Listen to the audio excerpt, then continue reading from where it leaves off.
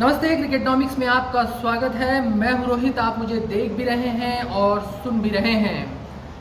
भारतीय cricket team की घोषणा हो चुकी है वर्ल्ड कप के लिए, और आज से जो है वर्ल्ड कप के लिए सेलिब्रेशन भी शुरू हो चुका है। भारतीय क्रिकेट टीम की जो 15 सदस्यीय टीम चुनी गई है, उसमें सबसे इम्पोर्टेंट बात ये रही कि जो ऑलराउंडर्स हैं, जिन्होंने साल भर अच्छा प्रदर्शन किया, उनको जगह दी गई है। चाहे बात की जाए रविंद्र जडेजा की, हार्दिक पांड्या की, अक्षर पटेल की, शार्दुल ठाकुर की। आप अगर एक एक करके आप चुनेंगे तो आपको एक एक प्लेयर के बारे में आपको समझ में आएगा। हार्दिक पांड्या की बात करें तो हार्दिक पांड्या का अगर आप पिछला एक साल देखेंगे तो आपको समझ में आएगा कि इंटरनेशनल क्रिकेट में उनका प्रदर्शन बतौर बैट से और बॉल से दोनों से अच्छा रहा है। किसी हो सकता है किसी एक से थोड़ा बहुत कम ज़्यादा रहा हो, लेकिन बतौर ऑलराउंडर उनका परफॉर्मेंस अच्छा रहा है और उन्होंने टीम को लीड भी किया है एज ए कैप्टन। तो ये एक बड़ी इंपॉर्टेंट बात है। पिछली जो सीरीज़ थी इससे पहले, जो एशिया कप से पहले, वो हार्दिक पांड्या ही लीड कर रहे थे तो वेस्ट इंडीज़ के खिलाफ। तो एक इम्पॉर्टेंट बात ये रही, और उनकी अगुवाई में ही जो है बात करें अगर तो टीम जीती भी। दूसरी बात ये है कि आप वनडे को, लेकिन वनडे में टीम हारी थी। वनडे की टीम जीती है, लेकिन T20 में टीम हार गई थी वेस्ट इंडीज़ के अगेंस्ट। ये हार्दिक पांड्या का प्रदर्शन। और उसके बाद बॉलिंग की बात करें, बैटिंग की बात करें तो कई मौक़ों पर उन्होंने जीत भी दिलाई है, और कई बॉलिंग वो थोड़ा कम करते रहे हैं अगर पिछले एक साल का आकलन किया जाए तो, क्योंकि उनको चोट थी और वो इंजरी से वापस आए थे। दूसरी बात, IPL के प्रदर्शन भी उनका कुछ आधार बना, जिस तरह से वो टीम को लीड करते हैं।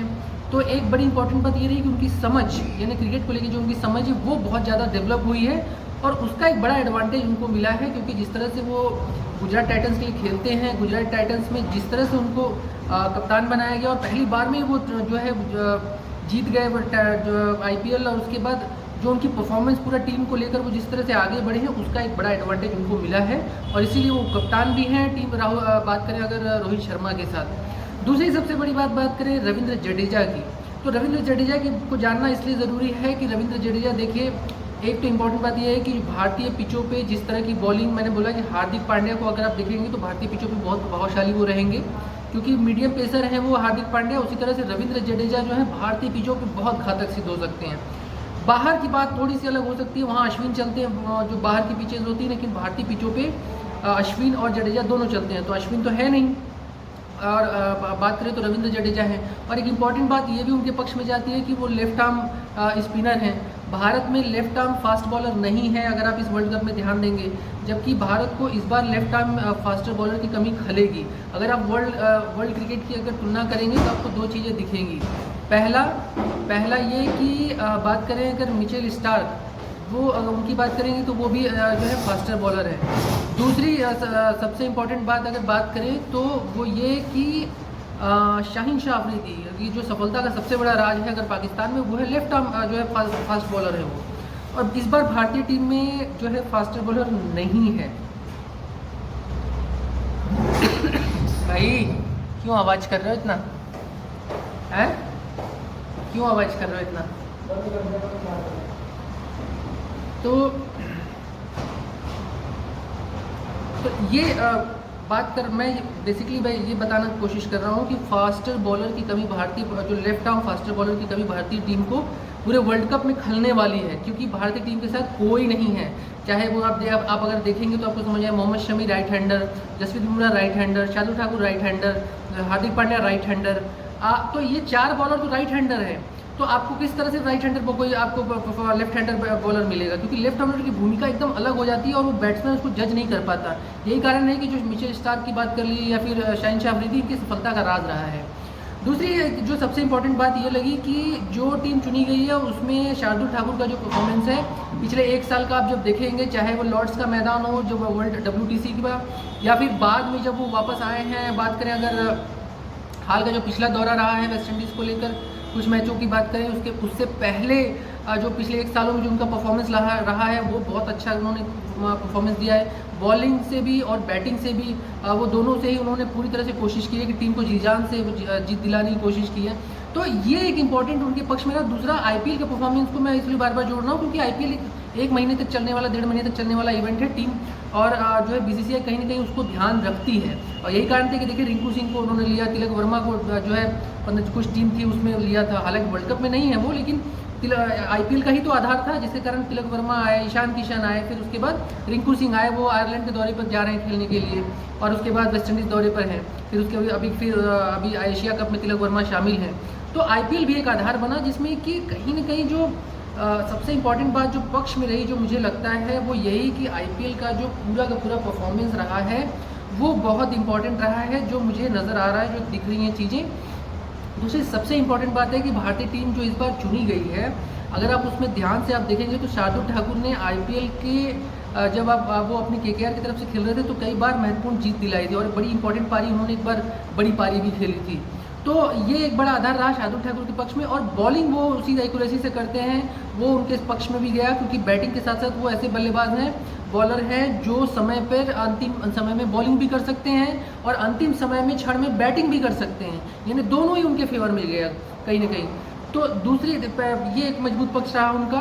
फिर इसके बाद अगर बात करें जो ये तीन ऑलराउंडर की मैं बात कर चुका, हार्दिक पांड्या, रविंद्र जडेजा और शार्दुल ठाकुर की।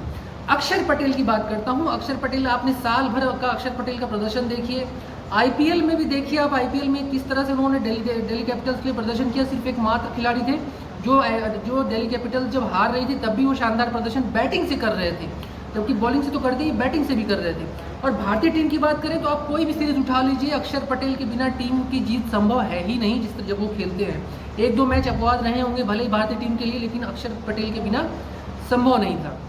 तो वो उनके पक्ष में गया। दूसरी बात, उनकी जो बैटिंग है, बैटिंग स्टाइल है, जो अटैकिंग स्टाइल है, दूसरी बात वो हार नहीं मानते। अगर आप देखेंगे भारतीय टीम में जब से वो आए हैं, उनकी जो बैटिंग स्टाइल है वो हार नहीं मानते, और ये एक बड़ा पक्ष उनके साइड में गया। क्योंकि देखिए बात ये हो रही है कि टीम के लिए, टीम जो मैनेजमेंट है वो ये भी देख रहा है कि अटैकिंग कौन है और कौन किसके अंदर जो दृढ़ संकल्प यानी कि डिटर्मिनेशन है। जैसे मैंने शार्दुल ठाकुर की बात की कि वो किस तरह किस स्टाइल में खेलते हैं, और उनके पास एक लंबा एक्सपीरियंस है भारतीय पिचों पे खेलने के लिए।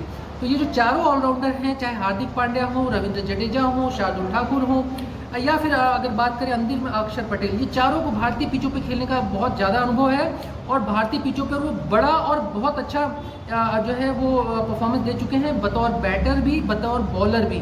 ये दो चीज़ें उनके साथ बहुत अच्छी बीती हैं। आप बैटर भी चारों का अगर देखेंगे तो बहुत अच्छा परफॉर्मेंस किया है, बॉलर भी है, थोड़ा बहुत ऊपर नीचे हो सकता है।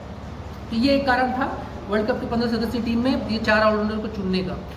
इसके अलावा अगर बात करें भारतीय बॉलर्स की, जो भारतीय बॉलर जिन्हें चुना गया है, बात करें जसप्रीत बुमराह की, तो जसप्रीत बुमराह के बारे में आपने देखा होगा कि भले ही वो 1 साल से नहीं क्रिकेट खेले हों, लेकिन आप उनको नकार तो नहीं सकते, वो आपके भारत के मेन पेसर हैं। और जब वो क्रिकेट से आउट हुए उससे पहले उनके परफॉर्मेंस देख लीजिए, उनका रिकॉर्ड देख लीजिए, वो आईसीसी जो टॉप 10 के जो बॉलर हैं उनमें सबसे टॉप के बॉलरों में से आते हैं, नंबर 1 भी रह चुके हैं। तो जसप्रीत बुमराह के साथ एक बड़ी इंपॉर्टेंट चीज़ वो ये रही कि चाहे वो विदेशी धरती हो, चाहे भारत की धरती हो, उनकी जो बॉल जो स्विंग होती है, आउट स्विंग, इन स्विंग होती है, उसके अलावा जो कटर करते हैं वो बहुत खतरनाक होती है। और यही एक कारण है कि जो वर्ल्ड के जो सबसे खतरनाक बॉलर हैं उनमें से जसप्रीत बुमराह सबसे टॉप पर हैं। अगर आप बात करें, आज भी ये जब भारत पाकिस्तान का मैच हो रहा है जो 10 तारीख को एशिया कप में दोबारा होने वाला है, तो उसमें बात यही कही जाती है कि जसप्रीत बुमराह अगर सामने है तो पाकिस्तानी बैटर जो है वो डरते हैं। अगर पिछला मैच जिसमें भारत 266 रन बनाए थे, शायद उसमें जसप्रीत बुमराह बॉलिंग कर रहे होते तो मुकाबला शायद कुछ और हो सकता था, कम स्कोर के बावजूद। जिस तरह जसप्रीत बुमराह ने वापसी की और वो पिछले कुछ मैचों में वो खेल करता भारतीय टीम में एशिया कप में शामिल हुए, और उनका परफॉर्मेंस देखते हुए ऐसा लग रहा था मुझे कि कहीं ना कहीं वो अच्छा परफॉर्म करेंगे। दूसरी इंपॉर्टेंट बात ये है कि जसप्रीत बुमराह के बारे में तो आप ये कह ही नहीं सकते कि कुछ बॉलर ऐसे होते हैं कि वो साल नहीं 2 साल बाद भी वापसी करेंगे, तो उनके लिए आप ये नहीं कह सकते कि भाई नहीं इनको ले कि न ले। तो भारत के वो ऐसे बॉलर हैं जो सबसे टॉप पर हैं, उन्हें नहीं चुनना है सबसे बड़ी मूर्खता होगी। उनके बारे में कुछ कहना ही नहीं है, सभी जानते हैं, सबको पता है उनके बारे में। और उनके आने सबसे इंपॉर्टेंट बात यह है कि भारतीय टीम का मनोबल बहुत ऊपर चला गया है, जो कि डाउन हो गया था बीच में, और बॉलर्स उस तरह के नहीं मिल पा रहे थे। दूसरी इंपॉर्टेंट बात यह है कि भारतीय पिचों पे जब वो बॉल डालते हैं तो उनकी बॉल बहुत ज़्यादा स्किड भी करती है, और बॉल जब आप देखेंगे तो आउट स्विंग जो होती है वो बहुत खतरनाक तरीके से होती है। मोहम्मद शमी को हम बात करते हैं दूसरे नंबर पे, तो मोहम्मद शमी के लिए एक इंपॉर्टेंट बात यह है कि मोहम्मद शमी और बुमराह की जो जोड़ी है जब एक साथ आती है तो एक इंपॉर्टेंट बात ये होती है कि दोनों जो बॉलर जब रिवर्स स्विंग और रिवर्स स्विंग खासकर मैं चर्चा करूँगा, तो रिवर्स स्विंग को लेकर जब दोनों तरफ से बॉलिंग होती है तो उसका जो प्रेशर, बुमराह के जो प्रेशर का दबाव, जब प्रेशर जब क्रिएट होता है या दबाव जब क्रिएट करते हैं तो उसका जो रिस्पांस के रूप में जो विकेट के रूप में मिलता है वो है, बात करें तो मोहम्मद शमी को। तो मोहम्मद शमी के लिए एक बड़ा एडवांटेज है और जो प्रेशर वो क्रिएट करते हैं तो उसका एक बहुत बड़ा जो रिप्लाई के रूप में जो मिलता है वो है स्पिनर्स को मिलता है, क्योंकि स्पिनर जब मीडियम जब बीच के ओवर जब बैटर्स खेल रहे होते हैं तो वहाँ पर कहीं ना कहीं एक ऐसा बॉलर चाहिए होता है जिसका दबाव जो है वो दबाव का फ़ायदा जो है वो स्पिनर्स को मिले। तो मोहम्मद शमी जब बीच में बॉलिंग करते हैं तो उसका एक बड़ा एडवांटेज जो है स्पिनर्स को मिलता है, चाहे वो रविंद्र जडेजा हो, लेफ्ट आर्म स्पिनर है।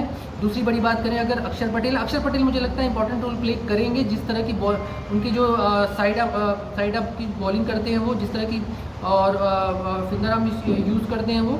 दूसरी बात ये है कि उनसे ज़्यादा फिंगर आर्म की यूज़ अगर बात करें तो खासकर अगर जो मुझे लग रहा है वो है कुलदीप यादव बहुत इंपैक्टफुल होने वाले हैं अगर मोहम्मद शमी और कुलदीप यादव के बीच के ओवर की कुछ बॉलिंग अगर देखा जाए। हालांकि कोई मोहम्मद शमी बुमराह के साथ ही ओपनिंग बॉलिंग करेंगे, लेकिन बीच के ओवरों की अगर बात की जाए तो उसमें वहाँ इंपैक्टफुल रहेंगे, क्योंकि भारत की जो पिच है उसमें अगर जो रिस्ट बॉलर्स हैं वो बहुत इंपैक्टफुल होने वाले हैं। तो ये मोहम्मद शमी की बात है जो दो इंपॉर्टेंट बॉलर्स की बात मैं कर रहा था उसमें दो ये हैं, और मोहम्मद शमी और बुमराह को लेकर कोई मुझे लगता है कोई डाउट किसी को नहीं है, लेकिन फिलहाल इन बातों को लेकर चर्चा है। तो तीसरे जो सबसे इंपॉर्टेंट जो पेसर के रूप में हार्दिक पांड्या, जिनकी मैं चर्चा मैंने अभी कर चुका हूँ कि बतौर ऑलराउंडर तो वो खेल ही रहे हैं, लेकिन भारतीय पिचों पे उनका परफॉर्मेंस अनुभव बहुत लंबा है। डेढ़ महीने एक महीने के भी अगर चौक में देखा जाए या फिर सेशन में देखा जाए तो वो लगातार साल भर क्रिकेट खेलते रहे भारतीय पिचों पे, या IPL को ले लीजिए या फिर कुछ घरेलू मुकाबले में वो टीम में जब वापसी करके आए थे तब भी वो खेले थे। और इसके बाद एक इम्पॉर्टेंट चीज़ ये है कि जिस जगह पर ज़्यादा मैचेस होने हैं वो उनका गृह मैदान है गुजरात, जहाँ पे कि वर्ल्ड कप का फाइनल भी होना है और पाकिस्तान से भी मैच होने तो उनका रोल बहुत इंपॉर्टेंट होने वाला है जो मुझे लगता है बॉलिंग को लेकर। इसके अलावा जो चौथे जो अगर बॉलर के रूप में देखा जाए तो शार्दुल ठाकुर है। शार्दुल ठाकुर के बारे में मैंने कहा कि मीडियम पेसर हैं, लेकिन समय पड़ने पर जब 25 से 35 या 40 ओवर का जो मैच होता है, जब वहाँ पे मैच फंसता है तो वहाँ वो विकेट निकालने की क्षमता रखते हैं। तो ये 4 बॉलर और 4 स्पिनर्स की बात कर रहा था मैं, और 4 ऑलराउंडर की बात कर रहा था, जिनमें कुछ ऑलराउंडर भी शामिल हैं बतौर बॉलर के रूप में। बैटर की बात की जाए, रोहित शर्मा के बारे में आपको पता ही है, उनके बारे में कुछ बताना नहीं है। विराट कोहली, रोहित शर्मा बतौर ओपनर, शुभमन गिल और रोहित शर्मा बतौर ओपनर रहेंगे। शुभमन गिल को थोड़ा परफॉर्मेंस ध्यान देने की जरूरत है, साल भर उनका अच्छा रहा है, तीनों ही फॉर्मेट में उन्होंने परफॉर्मेंस दिया, लेकिन हाल फिलहाल में अगर बात की जाए तो उनकी परफॉर्मेंस नीचे आई है, खासकर विदेशी धरती पर। बार बार ये आलोचना होती है कि शुभमन गिल का परफॉर्मेंस विदेशी पिचों पर गिरता रहा है, जिस तरह से वो अभी खेलते रहे, और बैट और पैड के बीच में जिस तरह से बॉल निकल रही है वो दोनों ही ओपनर्स के लिए चिंता का विषय है, चाहे रोहित शर्मा हो चाहे शुभमन गिल हो। खासकर शुभमन गिल के लिए एक प्रॉब्लम ये है कि बॉल जब भी डक करते हैं तो वो प्रॉब्लम क्रिएट करती है, लेकिन भारतीय पिचों पे वो शेर की तरह खेलते हैं, जो पिछला परफॉर्मेंस उनका दिखाता है, चाहे वो डबल सेंचुरी की बात हो वनडे में, चाहे वो T20 की बात करें सेंचुरी का, फिर या फिर टेस्ट की बात करें, तीनों ही वो विदेशी भारतीय धरती पर वो लगा चुके हैं। तो ये एक अच्छी बात है भारत के लिए, और वर्ल्ड कप भी भारतीय धरती पर है। तो उसके बाद अंडर 19 में भी वो राहुल द्रविड़ उनके कोच थे, और अभी भी वो राहुल द्रविड़ की ही कोचिंग में खेल रहे हैं, तो ये एक अच्छा प्लस पॉइंट है। और रोहित शर्मा का एक लंबा अनुभव है भारतीय क्रिकेट टीम के साथ, और वर्ल्ड कप में बहुत ज़्यादा रन बना चुके हैं वो। तो ये 2 बैटर्स हैं, मुझे लगता है 3 बैटर्स हैं। इसके बाद चौथे नंबर की बात करें, जो मुझे लगता है हार्दिक पांड्या बहुत बड़ा रोल प्ले करने वाले हैं बैटिंग में, जो मुझे लगता है ऐसा। ईशान किशन का रोल बहुत इंपॉर्टेंट होगा, मीडियम जो बीच के जो ओवर होंगे, सूर्य कुमार यादव का रोल इंपॉर्टेंट होगा। सूर्य कुमार यादव से बहुत अपेक्षा है कि वो अंतिम के 5 से 10 ओवर जरूर खेलेंगे और प्रेशर क्रिएट करेंगे, इसलिए उनको टीम में लिया गया है, जबकि उनका परफॉर्मेंस 26 मैचों को खेलने के बाद 27 से 25 का एवरेज है। उनको टीम नहीं, मैनेजमेंट बहुत लोग आलोचना भी कर रहे थे कि वो वनडे खेलने लायक नहीं है, फिर भी टीम ने लिया है रिस्क लेकर, क्योंकि वो जानते हैं कि वो अंतिम ओवरों में अच्छा परफॉर्मेंस देते हैं, और वो कहीं ना कहीं ऐसे परिस्थिति में आकर मैच को पूरी तरह से बदलने का मादा रखते हैं जहाँ पर टीम बहुत ही प्रेशर में होगी। तो वो एक तरह से उन पर भी दबाव है कि वो अच्छा परफॉर्मेंस दें वनडे में कोई खास वो नहीं कर पाए हैं अब तक। सूर्य कुमार यादव का भी कहना है खासकर इस बात को लेकर कि वो कोशिश कर रहे हैं कि वो लगातार खेलें वनडे, क्योंकि वनडे में बहुत कम खेलते थे, और राहुल द्रविड़ भी यही कह रहे हैं और रोहित शर्मा भी यही कह रहे हैं कि उन्हें वनडे खेलना चाहिए, तभी वो अपने खेल में बदलाव कर पाएंगे। तो ये कुछ प्लेयर्स हैं जिनके बारे में मैंने चर्चा की, जो इंपॉर्टेंट रोल प्ले कर सकते हैं। ईशान किशन को नहीं भूलना चाहिए, लेफ्ट आर्म बैटर हैं, जो अब तक के जो सबसे सफल बल्लेबाज हैं। अगर बात करें पिछले 10 वनडे की, तो वो ईशान किशन ही हैं, जिन्होंने लगातार 4 हाफ सेंचुरीज लगाई हैं, चाहे वेस्ट इंडीज़ का दौरा हो चाहे एशिया कप का दौरा हो। तो जो उनकी बैटिंग स्टाइल है वो भारतीय पिचों को बहुत भाती है, और मुझे लगता है कि वो बड़ा रोल प्ले करने वाले हैं। हालांकि वो ओपनिंग बैट्समैन हैं, लेकिन मुझे लगता है कि जिस तरह से उनको भूमिका बीच की दी गई है, मुझे लगता है आगे भी चल के यही भूमिका उनको मिलेगी। तो देखते हैं कैसा होता है, क्या होता है कुल मिला के। लेकिन भारतीय टीम अच्छी चुनी गई है, कुलदीप यादव का रोल बहुत क्रूशियल कुलदीप यादव का रोल बहुत ही क्रूशियल होने वाला है और ईशान किशन का रोल और शुभमन गिल का, ये दो यंग का और एक पुराने प्लेयर्स का जो रोल है मुझे लगता है बहुत इंपॉर्टेंट हो। देखते रहिए। कुल मिला के भारतीय टीम अच्छी चुनी गई है, लेकिन मुझे सबसे निराशा हुई है तिलक वर्मा को लेकर, जो फ्रेश चेहरे हो सकते थे, हालांकि वो एकदम तुरंत अभी मुंबई इंडियंस को खेल कर आए हैं, तो शायद इसलिए उनको मौका नहीं मिला है। शायद किसी घायल होने पर उन्हें मौका मिल सकता है। केएल राहुल को दोबारा मौका मिला है, श्रेयस अय्यर को दोबारा मौका मिला है। ये वो खिलाड़ी हैं जो चोट से वापस आए हैं। केएल राहुल और श्रेयस अय्यर जो है नंबर 3 नंबर 4 के लिए बैटिंग करेंगे। और सबसे इंपॉर्टेंट बात यह है कि केएल राहुल जो मुझे लगता है कि वो आउट ऑफ फॉर्म चल रहे हैं पिछले 2 साल से, लेकिन वापसी करके वो किस तरह का खेल दिखाते हैं ये बड़ा इंपॉर्टेंट होगा। श्रेयस अय्यर अभी पिछले मैच में 14 रन बनाकर आउट हुए थे, वहाँ से ऊपर सवाल उठने खड़े हो गए हैं पाकिस्तान के अगेंस्ट, जबकि इंपॉर्टेंट टीम के खिलाफ उन्होंने 14 रन मात्र बनाए थे और पिछले 8-9 महीने के बाद वो वापसी की थी। तो केएल राहुल और श्रेयस अय्यर को पहले फिटनेस साबित करनी पड़ेगी, दूसरा वो परफॉर्मेंस में कंसिस्टेंट दिखाना पड़ेगा इसी एशिया कप में, तब जाके शायद वो अंतिम 11 में चुने जाएँ जब वर्ल्ड कप खेला जाएगा। नहीं तो मुझे लगता है जो इंपॉर्टेंट चीज़ वो है कि केएल राहुल का स्थान अब तय मानिए और श्रेयस अय्यर मुझे लग रहा है कि वो अंदर 15 के अंदर ही रहेंगे। तो देखते रहिए। कुल मिलाकर की टीम अच्छी है, लेकिन जो परफॉर्मेंस की बात है, खिलाड़ी चोटिल अगर वापसी करें उसमें जसप्रीत बुमराह, केएल राहुल, श्रेयस अय्यर, जिसमें अगर तीनों की बात की जाए तो सिर्फ जसप्रीत बुमराह रहे हैं जो कि टेस्ट पास करके अभी हाल फिलहाल में उन्होंने विकेट भी लिए हैं, तो ये एक इंपॉर्टेंट प्लेयर जो मुझे लगता है। लेकिन दो महत्वपूर्ण बात ये रही है कि चोटिल खिलाड़ियों में अगर बात करें तो श्रेयस अय्यर का परफॉर्मेंस खराब रहा है अगर एक मैच को देखा जाए, लेकिन अगर वही बात की जाए अगर केएल राहुल की, तो केएल राहुल अभी टेस्ट पास उस तरह से नहीं कर पाए। एनसीए जब वो एनसीए में गए थे तो एनसीए में लोकल टीम के खिलाफ वो मैच खेल रहे थे वीवीएस लक्ष्मण के अंडर की कोचिंग में, लेकिन वहाँ पर उन्होंने बहुत अच्छा परफॉर्मेंस नहीं किया था। जो 100 ओवर के मैच उन्होंने 50-50 ओवर के खेले थे, उस चंक में उनका परफॉर्मेंस बहुत अच्छा नहीं रहा था, जो देखने में समझ में आया। श्रेयस अय्यर ने 84 ओवर के मैच खेले थे, यानी 50-50 ओवर का मैच था, उसमें उन्होंने लगभग 40 ओवर बैटिंग की थी और 40 ओवर फील्डिंग की थी और 50 ओवर बैटिंग की थी।